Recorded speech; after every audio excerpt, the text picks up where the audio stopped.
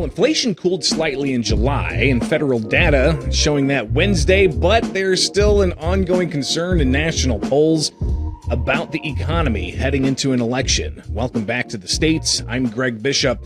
Joining us to talk about the latest in the Consumer Price Index is Ben Johnston. He is COO of Capitus, a small business lender. Ben, thanks for taking time with us. For people who don't follow the CPI much, they're feeling it, right? They're absolutely feeling it.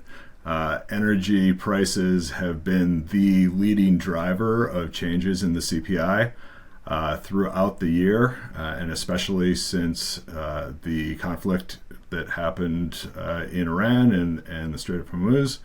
And it seems like every month there's volatility coming out of the energy sector that is really moving this number all over the place.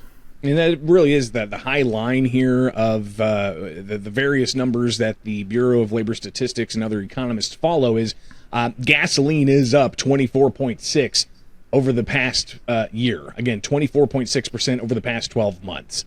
That's gonna lead to some pretty crunched numbers heading into the months ahead, right? Absolutely, and oil is up even more than that. And of course, oil is then being used in diesel fuel, which is being used for trucking every single good that we consume all over the earth. And so huge swings in these prices are then trickling into not only consumer prices, but inflation at large on the producer side as well, which directly impacts small businesses. And let's look at some of those again, headline numbers here. While economists may call it cooling, you still saw 3.4% increase over the past 12 months for all of the CPI. And that is down slightly from the 3.5% increase in June for the past 12 months. But still, again, 3.4%, that is up as to what consumers are paying. Is there a target that we should accept? Is there a good inflation rate, or would we rather see those numbers go down? Well, the Federal Reserve would like to see it at 2%. That's their stated target. And as long as we remain up a full 1.5 above their stated target, there's always pressure on the Fed to raise interest rates. Now, with this cooling effect, this small cooling effect that we saw in the last month, plus a pretty negative jobs report in the last month, I think that takes a little bit of pressure off the Fed to need to raise in the short term. But the markets still believe that the Fed will have to make a rate change sometime this year. And of course, small businesses and consumers are looking closely at what the Fed will do because higher interest rates again push higher prices out across the consumer landscape. And let's just look again at some of the numbers here, breaking out further beyond just that 3.4% increase over the past 12 months for the CPI. When you look at some of the particulars, shelter up 3.2% over the past 12 months. As we mentioned earlier, 24.6% increase in gasoline. That's not just the oil. That's just the gasoline line item there that people are filling up at the pumps. So they're definitely feeling that over the past 12 months. Food at home up 2.7%. But then used cars and trucks down 1.9%. Medical care commodities down 2.7%. So we're seeing some different numbers here and there. But as you mentioned earlier, it's that energy line that's really going to make things more expensive in the months ahead. Yeah. And I was actually happy to see that the used car numbers were coming down a little bit. They had surged in the past. And, maybe that's a little bit of optimism there that consumers are able to make some additional purchases and maybe more on the new car side.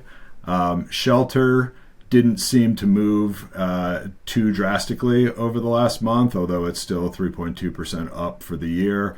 And when you think about where things are really hitting consumers in their pocketbooks, it's the cost of housing and absolutely the cost at the pump every single day. That has been a net drag on the purchasing power of consumers.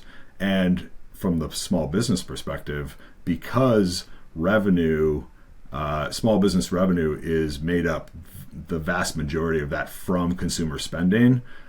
Anytime prices at the pump take away the purchasing power of the American consumer, that reduces revenue to small businesses directly at the same time as their prices are going up as well. So Ben, as the CEO of Capitus, a small business lender, what's your recommendation to small businesses in the months ahead if we continue to see these elevated fuel prices? Yeah, well, there's a lot of things that small businesses are keeping an eye on right now. Certainly, elevated energy prices are one of them, but there's a very volatile tariff strategy that small businesses have had to contend with. There's changes, fluctuations in top-line revenue. There's a rising unemployment rate out there to keep an eye on. So we're always advising small businesses to keep a very close eye on their cash flow. Make sure that they understand customer demand very, very well, and understand how their cost of goods is likely to be fluctuating over the next year, because that will really help them determine the strategy about whether they're going to expand, what products they're going to be offering, how to adjust those products to be more consumer friendly. And we also say it's really important to have multiple financing partners lined up so that if you hit either a moment of stress and need a little bit of additional capital, it's great to have a financing partner that can help you in that time. But also in times of stress, there are really some interesting opportunities that generally present themselves. And so being strong with a strong capital base may allow you to take advantage of someone who is struggling and needs to sell in order to make things right. That's a great opportunity for expansion in a time of distress. And I mean, we know how resilient small businesses are, but even small businesses from time to time with different blips throughout the economy impacting consumer spending, like, for instance, a 25% increase in the cost of gasoline in the past 12 months, that can definitely crimp some of that spending down the line. So interesting to hear of the options that are available. Ben Johnston, COO at Capitus, a small business lender. Greatly appreciate you taking the time here with the States.